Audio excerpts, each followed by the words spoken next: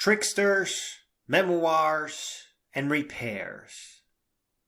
The best way to win against a liar is to never meet one. The simplest way to win is not to play their game. This is extremely easy because avoidance of liars entails a path that they will never walk on.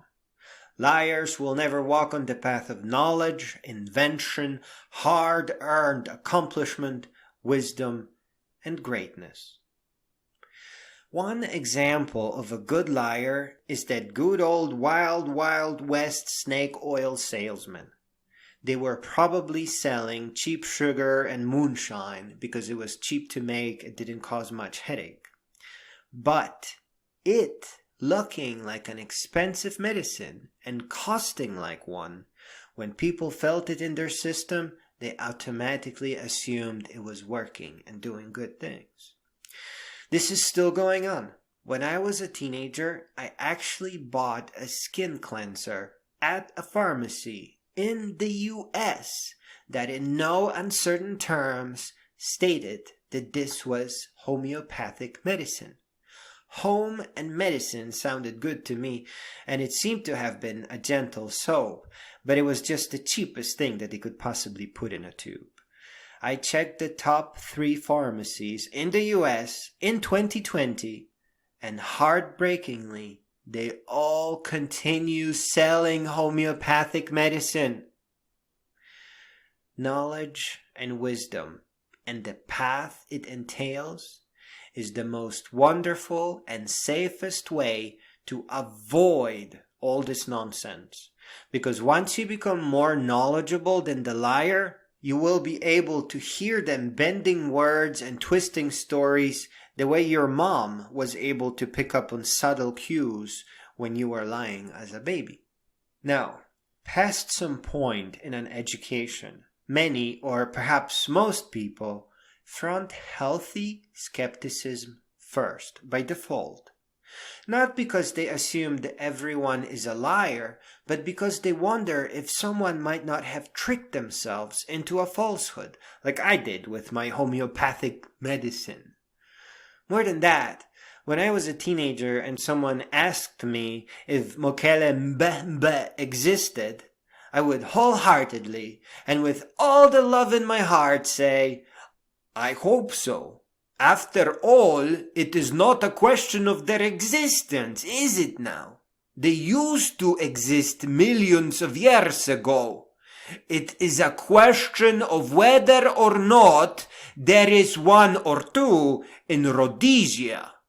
With a heavy and hairy accent, was bouncing my unibrow up and down. Anybody asking me about cryptozoology was better off fronting mountains of skepticism first. The Brontosaurus was my favorite dinosaur. And get this, Brontosaurus is no longer the same thunder lizard we are all familiar with. It was a misclassification. The dinosaur that you think of as Brontosaurus is actually Apatosaurus now.